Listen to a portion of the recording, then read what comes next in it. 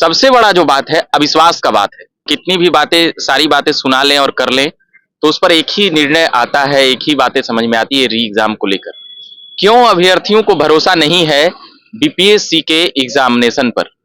क्यों अभ्यर्थी अविश्वास कर रहे हैं? यह बड़ी बात होती है और यह बड़ी बात बनती है कि आखिर अभ्यर्थियों को आपके एग्जाम पर भरोसा क्यों नहीं है? सरकार को एग्जाम पर, एग्जामिनेशन अगर अच्छा से हुआ भी, अगर 1% मान ले तो, हम अगर एक पक्ष ले लें कि एग्जामिनेशन अच्छा से हुआ, मगर फिर भी करोड़ों करोड़ में सीट नहीं बिकता है क्या बिहार में बीपीएससी का?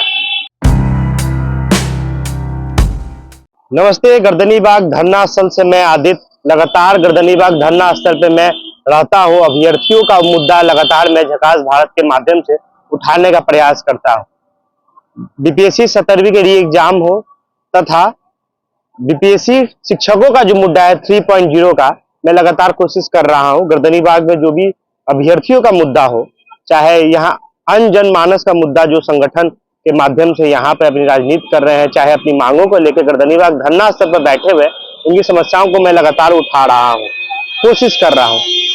रविकांत जी ने बोला है कि आप कोशिश कीजिए, अभ्यर्थियों का मुद्दा को ज्यादातर उठाएं आप, क्योंकि खुद भी आप अभ्यर्थी हैं। 2 महीना हो चुका है बीपीएससी 17वीं के बच्चे गर्दनीबाग धरना स्थल पर बैठे हुए हैं।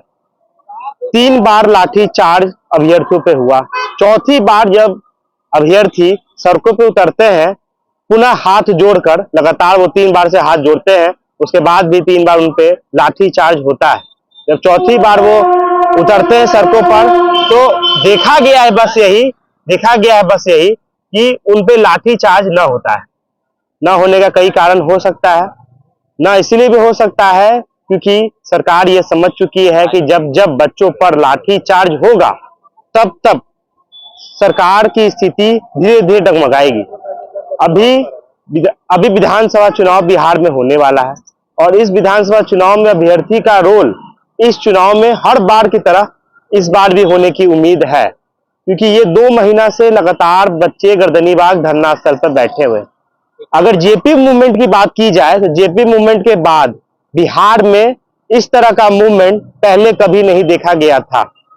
लगातार आपने देखा जेपी मूवमेंट होता है, उसके बाद बिहार में सरकार हो, झारखंड में सरकार हो, उसमें तो झारखंड थी ही नहीं, लेकिन जब झारखंड की अभी बात कर लेते हैं, उत्तर प्रदेश में हो, चाहे जो हिंदी बेल्ट जो बोला जाता है, काऊ बेल्ट भी जिसको बोला जाता है, उड़ीसा हो, ऐसे ऐसे जगहों पर सरकार बदलती है, वहां के मुख्यमंत्री छात्र आंदोलन से जुड़ के ही निकलते हैं और फिर से बिहार में इसी तरह का मूवमेंट हो रहा है।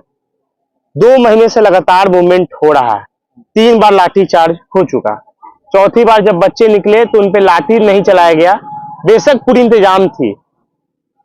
लगातार ये देखा गया कि बार आरोप ये लगा है कि खान सर आते हैं, 2-3 दिन प्रोग्राम करते हैं, फिर चले जाते हैं।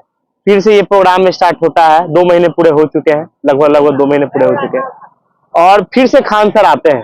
खान सर परसों भी रात में आए थे, कल भी रात में आए थे। कल तो पूरे दिन भर रहे थे, लेकिन कल भी रात में आए थे।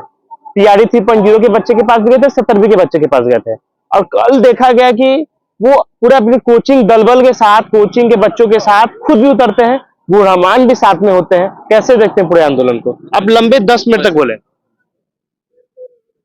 तो बीपीएससी पर तो लगातार आप कवरेज कर रहे हैं, आपको ज्यादा यहाँ का अनुभव अभी होगा हमसे ज्यादा, मगर सरकार, प्रशासन और उन तमाम चीजों को, जो यहाँ पर अभ्यर्थियों की मांगे और बातें हैं, वह री एग्जाम को लेकर है। हम कितनी भी बातें, सारी बातें सुना लें और कर लें तो उस पर एक ही निर्णय आता है, एक ही बातें समझ में आती है री एग्जाम को लेकर। क्यों अभ्यर्थियों को भरोसा नहीं है बीपीएससी के एग्जामिनेशन पर? क्यों अभ्यर्थी अविश्वास कर रहे हैं? यह बड़ी बात होती है और यह बड़ी बात बनती है कि आखिर अभ्यर्थियों को आपके एग्जाम पर भरोसा क्यों नहीं है? सरकार को एग्जाम पर, यानी कि सरकार की इतनी किरकिरी क्यों हो रही है? और उस किरकिरी में सबसे बड़ा जो बात है अविश्वास का बात है। सरकार यह कह रही है कि हम एग्जामिनेशन अच्छा से लिए हैं, अभ्यर्थी यह कह रहे हैं, हजारों अभ्यर्थी की नहीं एग्जामिनेशन अच्छा। सरकार तो सिपाही बहाली हो, चाहे अभी इस तरह की बात हो, सारे में तो लगातार देखा गया है कि धांधली ही धांधली और इसको जन समर्थन अभ्यर्थियों के अलावा क्यों मिलता है? यह बड़ी बात है। यह इसलिए है क्योंकि यहाँ का कोई भी राजनीतिक हस्ती हो या कोई भी हो, उनको पता है कि सेटिंग गेटिंग कहां से होती है, पैसे कहां देने पड़ते हैं, और पैसे देने के बाद कैसे यहां पर सीट को खरीदा जाता है। महत्वपूर्ण बातें यह है, यह सरकार में बैठे लोग जानते हैं, विपक्ष में बैठे लोग जानते हैं, धरना प्रदर्शन आंदोलन करने वाले भी लोग जानते हैं कि कितने में सीटें बिकती है और कितने में सीटें खरीदी जाती है। सारा घालमेल यहीं का है। एग्जामिनेशन अगर अच्छा से हुआ भी, अगर 1% मान ले तो, हम अगर एक पक्ष ले लें कि एग्जामिनेशन अच्छा से हुआ, मगर फिर भी करोड़ों करोड़ में सीट नहीं बिकता है क्या बिहार में बीपीएससी का? तो खुलेआम बोला जाता है, हमको सबूत 25 में दरोगा, 15 में सिपाही और उसके बाद अब हमको कुछ और भी। हमको कहेंगे सबूत लाने के लिए, तो सबूत लाना, ये बताना मेरा काम हो सकता है। अब सबूत खोज ले चलें, यही चोर चाई का? बच्चे पढ़ाई भी करे, एग्जाम भी दे, सबूत भी खोजे। ये ये बातें आदित्य कौन नहीं जानता है कि क्वेश्चन पेपर और इन तमाम चीजों में कैसे सेटिंग गेटिंग हो रहा है, कौन कौन मंत्रालय, कौन कौन उसके खास खास लोग उसमें रहते हैं। अभी तो पकड़ाए हैं नालंदा के, और भी लोग हैं। बड़ा आरोप खान सर लगा रहे कि उनके पास सबूत आ चुका है और उसके बाद फिर धरना स्थल पे आते हैं। खान सर महत्वपूर्ण नहीं है इस आंदोलन के लिए और इन चीजों के लिए, मगर वो उनकी पॉपुलैरिटी जिस हिसाब से है, वह है कि अभ्यर्थियों को एक आत्मबल देता है। मगर उनके पास सबूत है नहीं है, उनसे ज्यादा कई सबूतें आ चुकी है, मगर वो सबूत है तो वो लाएं। ये वैसे करके ये भी तो देखा जाता है, खान सर के बातों को सरकार जवाब देती है। सरकार जवाब इसीलिए तो बोल रहे हैं कि खान सर के पास आज जो सोशल साइटों के जरिए, यूट्यूब फेसबुक के जरिए जो एक धमक बनाए हैं वो, और अपने देसी टोन से, देसी अंदाज में, तो उनका एक पहुंच और पकड़ है लोगों में, इसलिए उनको नकार के सरकार नहीं चल सकती। उनको पता है कि हजारों स्टूडेंट ये कहीं भी खड़ा कर देंगे। तो खान सर पर तो यह भी आरोप है कि वो यहाँ पर राजनीति के लिए आते हैं और ऐसी तमाम चीजों के लिए आते हैं, मगर अगर आते हैं अभ्यर्थियों के समर्थन के लिए तो कुछ भी करें, मगर ये बातें कह रहे हैं अभ्यर्थियों के पक्ष में, तो यह कहीं ना कहीं उनको जन समर्थन इनका भी मिलेगा, अभ्यर्थियों का भी मिलेगा, उनके अभ्यर्थियों के अलावा, उनके छात्रों के अलावा। तो खान सर हो या कोई हो, अगर ये कह रहे हैं हम सबूत लाएंगे, ऐसे करेंगे, वैसे ला के दे दो भैया। पहले ही ऑलरेडी कितना सबूत जमा कर चुके हैं आयोग, अभ्यर्थी आयोग में, पॉलिटिकल पार्टी जमा कर चुकी है। व्हाट्सएप और फेसबुक पर कैसे रेंग रहे थे आपके एग्जामिनेशन, कैसे एग्जामिनेशन में क्या हाल चाल था, और भी सेंटरों का भी आरोप है, अभ्यर्थी आकर खुलेआम बोले हैं। तो इन सभी चीजों को समझने और देखने की बातें हैं कि सरकार अविश्वास के एक भंवर में फंस गई है। और यह अविश्वास क्यों बना? यह सरकारी तंत्र सोचे, यह सरकारी महकमा सोचे, और यह सरकारी उन तमाम चीजों को सोचे कि किस प्रकार से हमारा इमेज को सुधारा जाए। अच्छा, एक सवाल और हम आपसे पूछेंगे। आपने बार बार विश्वास की बात की, चाहे अभ्यर्थी विश्वास करें, क्या बिहार में विधानसभा चुनाव होने वाला है? बस अब कुछ ही समय में हम लोग, होली के बाद हो सकता है तो हम लोग चुनाव के मूड में चले जाएंगे कंप्लीट रूप से, प्रगति यात्रा के बाद। क्या आपको लग रहा है कि ये अभ्यर्थी जो कल वोटर हो जाएंगे, इनके पेरेंट्स जो कल वोटर हो जाएंगे, क्या नीतीश कुमार की सरकार पे या नीतीश कुमार पे भरोसा करने लायक है या भरोसा करेंगे? देखिए, नीतीश कुमार, पहले तो अब ये राजनीतिक विषय भी थोड़ा सा हो जाएगा। नीतीश कुमार पर भरोसा करना इस राज्य की मजबूरी है। ये गहरी सच्चाई है कि जिस प्रकार से वह अपना एक कॉम्बिनेशन बना चुके हैं, पॉलिटिकल सेटअप बना चुके हैं, वो भरोसा करें ना करें, जो इस राज्य की दो बड़ी बड़ी पार्टियां हैं जो सीटें लाती है, जब वही उनके चरणों में जाकर गिर जाती है, तो फिर नीतीश कुमार को भरोसा न भरोसा से भी एक बात उठती है कि 2020 में तो कोई भरोसा नहीं की जनता। कितनी सीटें दी नीतीश कुमार के नाम पर या नीतीश कुमार की पार्टी को, खेला बेला का हम बातें छोड़ देते हैं, मगर फिर भी नीतीश जी सीएम है ना जी। राजद और भाजपा के भरोसे हुआ है, इस बात से इंकार नहीं। वो एक बैलेंसिंग फैक्टर है नीतीश कुमार के लिए, मगर इसका असर, इस धांधली का असर, इस पेपर लीक का असर केवल बीपीएससी का बात नहीं है आदित्य।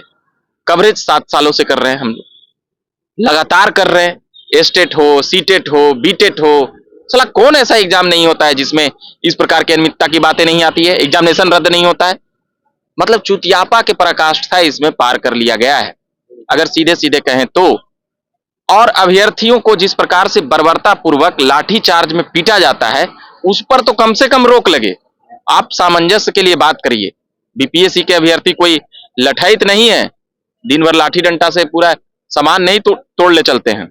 हाँ, कुछ कार्यकर्ता हो सकते हैं पॉलिटिकल राजनीतिक मंशा के लिए, मगर ये अभ्यर्थी तो कोई भी आंदोलन में इस तरह के तो लोग आ ही जाते पढ़े लिखे हैं, तो इन लोगों पर पहले तो ये बर्बरता पूर्वक लाठीचार्ज रुके, ठीक है। और जहां तक आपने बात की नीतीश कुमार पर विश्वास करने न करने की, तो वो एक बैलेंसिंग फैक्टर है, वो एक मंझे हुए राजनीतिक कलाकार हैं, वो एक मंझे हुए राजनीतिज्ञ हैं, तो वो एक कुर्सी बचाने न बचाने की बात होगी। मगर इन अभ्यर्थियों की आवाज और बातें विधानसभा में सत्ता पक्ष के विधायक और एमएलसी उठाएं, नहीं तो वह अपने क्षेत्र में जवाब नहीं दे पाएंगे। नीतीश जी की तो कुर्सी बच जाएगी, मगर वहां पर उनकी कुर्सी नहीं बचेगी। ये महत्वपूर्ण बातें हैं। इसलिए वो महत्वपूर्ण यह है कि वो लोग अपना देखें कि किस प्रकार से यहां पर आवाज इन लोगों की बने, और जो भ्रष्टाचार और अनियमितता हो रही है, करोड़ों करोड़ का खेल है, हजारों करोड़ का आरोप है, उसको देखने और समझने की जरूरत है। अच्छा, एक चीज और आपसे पूछना चाहेंगे। अब लंबे समय से रिपोर्टिंग कर रहे हैं, देख रहे हैं अभ्यर्थियों के मुद्दे हो, चाहे कोई भी मुद्दा को। इस आंदोलन में इसी जहां पे हम लोग अभी बैठ के अभी वीडियो बना रहे हैं, वहां पर देश के नेता प्रतिपक्ष राहुल गांधी भी बैठ गए, बिहार विधानसभा के नेता प्रतिपक्ष है वो भी बैठ गए, लेकिन कोई भी नीतीश कुमार पे जमकर बोलने को तैयार नहीं है। चाहे वो सरकार हो या विपक्ष, बोलने को तैयार नहीं है। बस आके एक दिन सांकेतिक रूप से यहां बैठ गए। देखिए, वैश्यावृत्ति को कुछ लोग गलत मानते हैं, मगर यह राजनीति उससे भी ज्यादा रंग दिखाती है, उससे भी ज्यादा पाले बदलती है। तो यहां पर नीतीश कुमार, हमने कहा, बैलेंसिंग फैक्टर हैं, चाहे वह राजद के लिए हो, चाहे वह भाजपा के लिए हो, चाहे वह कांग्रेस के लिए हो। सभी को पता है कि नीतीश जी का पॉलिटिकल स्टाइल इस प्रकार से रहा है बीते एक दशकों में, वह कब किस करवट बैठेंगे और कब किस पार्टी के कुछ मंत्रालय बन जा सकते हैं, आधा दर्जन, 4, 5, 2, 1 वो बनाते हैं। तो इस कारण से भी हमला नहीं बोलते हैं नीतीश कुमार पर डायरेक्ट, एनडीए गवर्नमेंट पर बोलते हैं, जिसमें भाजपा अभी सरकार में है। 1.25 साल पहले राजद और कांग्रेस खुद थी। तो इस कारण से भी नहीं बोलते हैं कि भाई नीतीश कुमार का अभी सेहत खराब है तो डायरेक्ट भाजपा पर बोला जाए। नीतीश कुमार कभी जो इंडिया अलायंस जो बनाए, इंडिया अलायंस, वह नीतीश कुमार का ही देन है। तो नीतीश कुमार के प्रति सभी पार्टियों में एक सहानुभूति है। वह क्षेत्रीय पार्टी में बड़ी ही स्वीकार्यता से स्वीकारी जाती है जदयू को, और वो भविष्य का कांग्रेस के भी और राजद के भी गठजोड़ के लिए उनका सेटअप तैयार रहता है। इसलिए कोई लोग नीतीश कुमार पर डायरेक्ट अभी तीखा हमला अभी नहीं बोलना चाहेगा। एक सिंपैथी यह भी है कि अभी उनकी सेहत को लेकर भी अलग अलग चर्चाएं हैं, खराब होने की बातें हैं वो। अच्छा, एक सवाल आखिरी पूछेंगे और वीडियो को समाप्त करेंगे। रवि मनु भाई परमार का इस्तीफा का बैनर यहाँ लगा हुआ है, कैसे देखते हैं उनका पूरे कार्यकाल? 1 साल का मुश्किल से कार्यकाल होगा। अतुल जी के बाद ये बने हैं, ठीक है, और उसके बाद उनपे कई भ्रष्टाचार के भी आरोप लगे हुए हैं।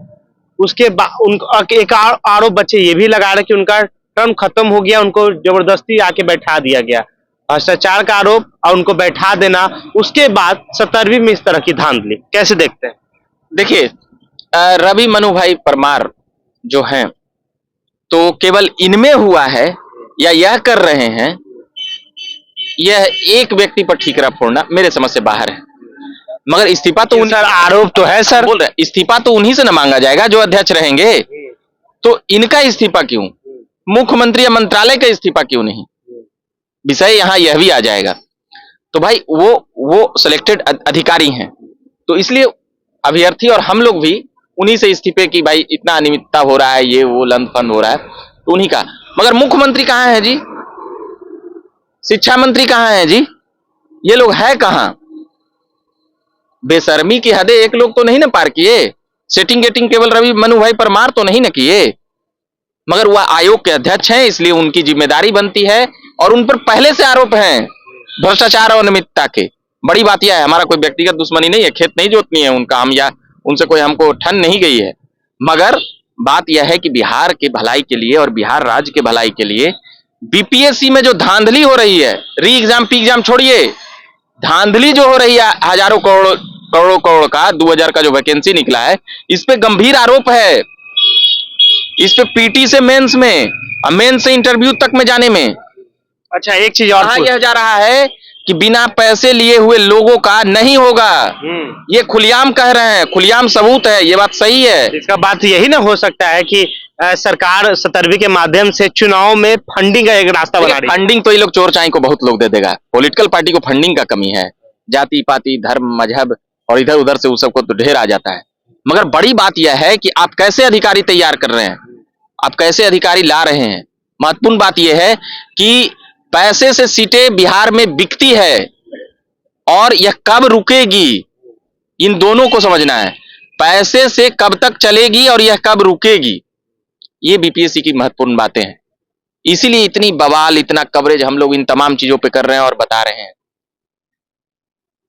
तो अभी गर्दनीबाग धरना स्थल पे थे, जहां पर कुछ थोड़ी ही देर बाद, अभी 9 बजा है सुबह का, और कुछ ही देर बाद फिर से वैसा ही जमघट जैसा आप कल देखे थे, जैसा आप 2 महीने से लगातार आप देख रहे हैं जमघट, ऐसा फिर से होने को तैयार हो, चाहे जमघट लगने को तैयार हो चुका है। टेंट बाजा पानी की व्यवस्था हो, चाहे बच्चों के आने का पूरा तैयारी हो, वो अब धीरे धीरे गर्दनीबाग धरना स्थल पे अब देखने को मिल रहा है। बैनर पोस्टर अभी हम देख रहे हैं कि पानी उनी भी आया है, फिर से वही मंच सज रहा है। और गर्दनीबाग धरना स्थल पे हम लोग सुबह सुबह आए हैं और सुबह सुबह समझ रहे हैं कि शांति और उसके बाद री एग्जाम का हल्ला के बीच में गर्दनीबाग कैसा दिख रहा है, बच्चे का क्या स्वरूप होता है आने समय और जाने के वक्त कैसा होता है। सरकार जिस प्रकार से बड़ी बड़ी बातें करके आती है और जिस प्रकार से वो चुनाव हारती है, वो एक नया नजारा है। वही नजारा गर्दनीबाग में भी धरना स्थल पे देखने को मिल रहा है, जहां पर बच्चे लगभग 2 महीना से अब धीरे धीरे ऊपर होते जा रहा है। बच्चे 26 जनवरी का तिरंगा भी यहाँ पे फहराए, बच्चे अपने सरस्वती जी का भी पूजा गर्दनीबाग धरना स्थल पे किए। लेकिन अभी भी बच्चे उम्मीदों के साथ यहाँ पर राष्ट्रीय ध्वज हो चाहे भगवान हो, सबको लेकर बस एक ही बात कर रहे हैं, री एग्जाम और री एग्जाम। देखते हैं री एग्जाम कब तक होता है और बच्चों का यहाँ आना कैसे दिखाई देता है। गर्दनीबाग धरना स्थल से मैं आदित्य कुमार और रविकांत जी के साथ बहुत बहुत धन्यवाद।